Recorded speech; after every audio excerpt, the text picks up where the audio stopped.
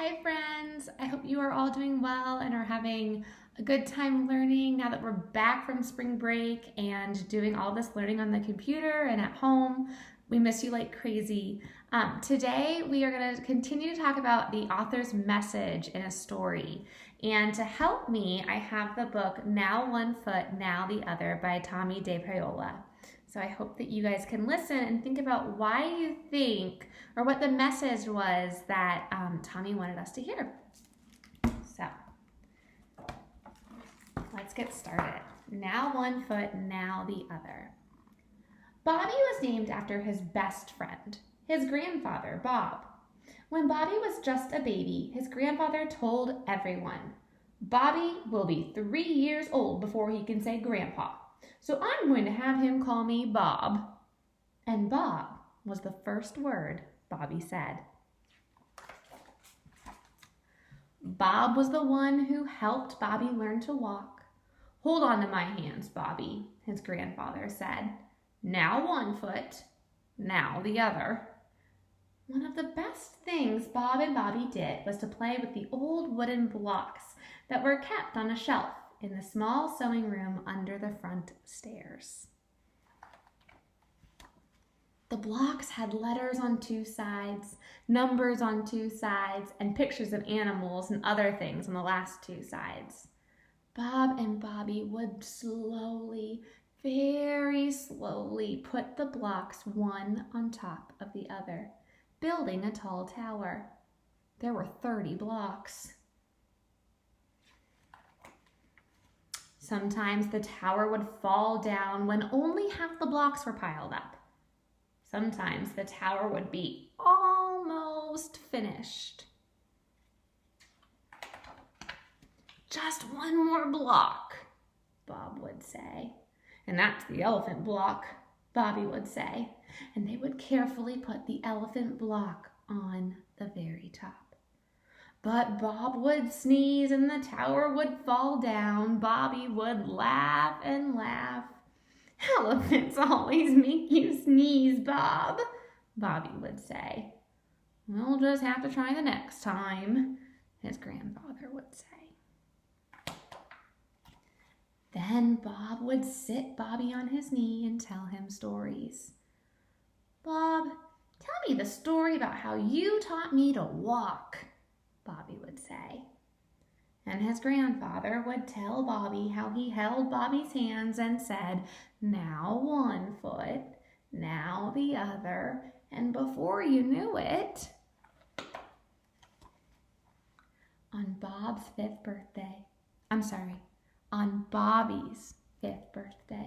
Bob and he had a special day.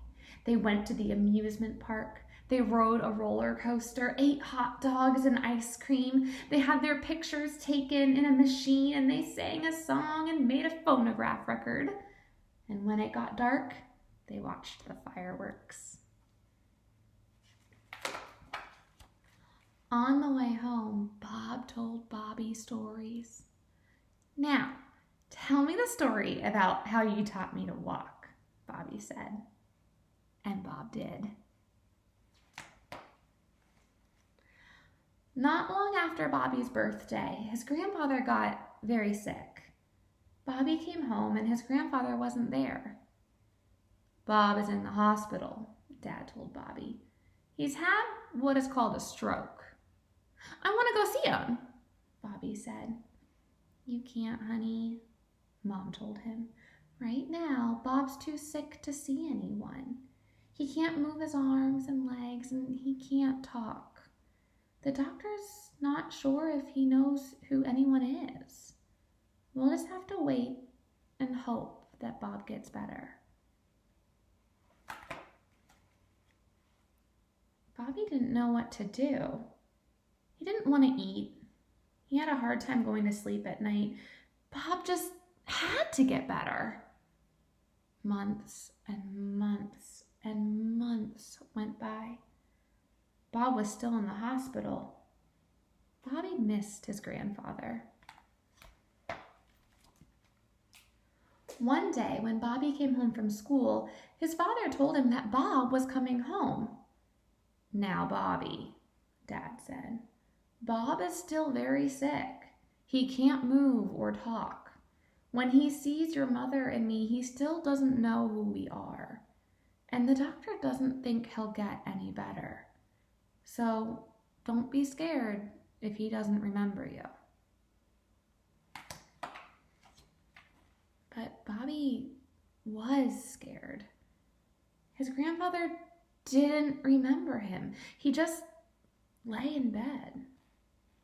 And when Dad carried him, Bob sat in a chair, but he didn't talk or even move.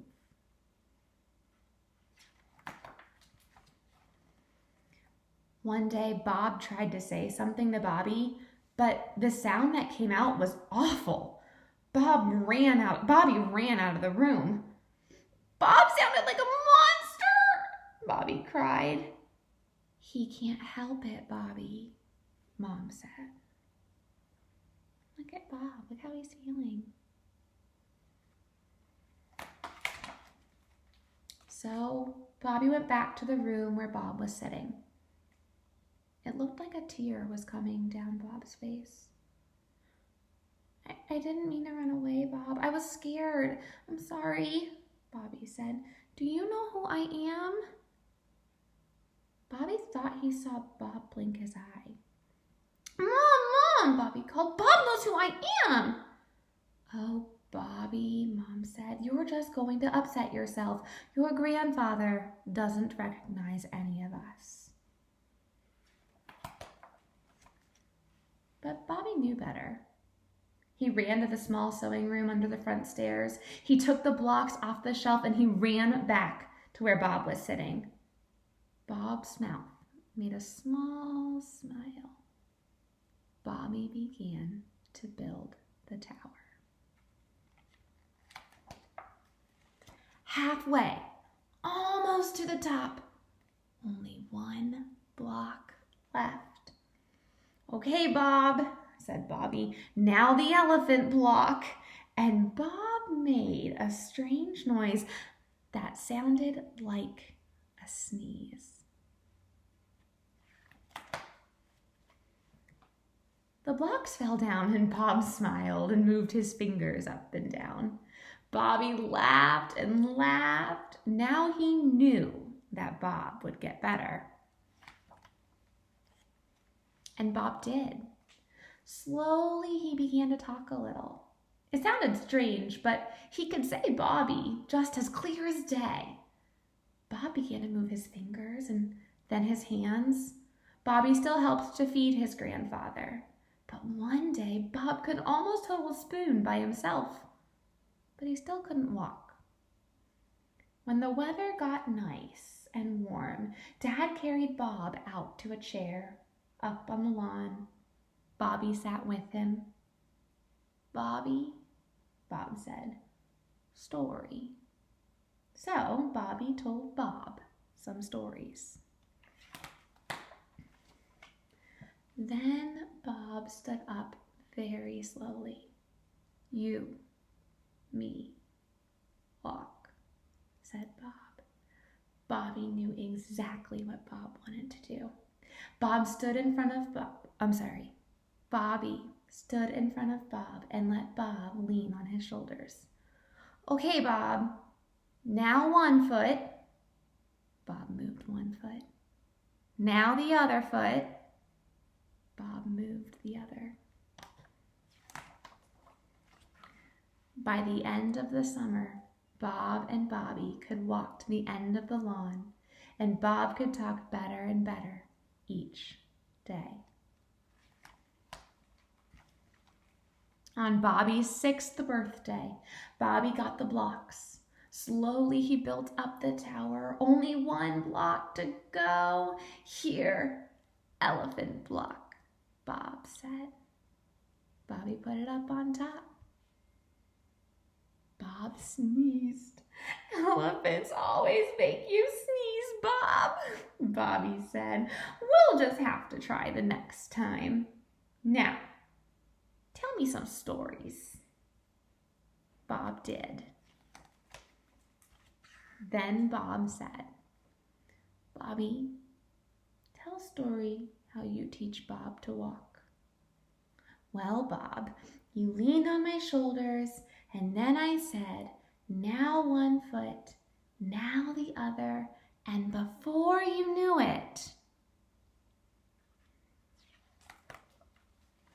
And then we have our special block.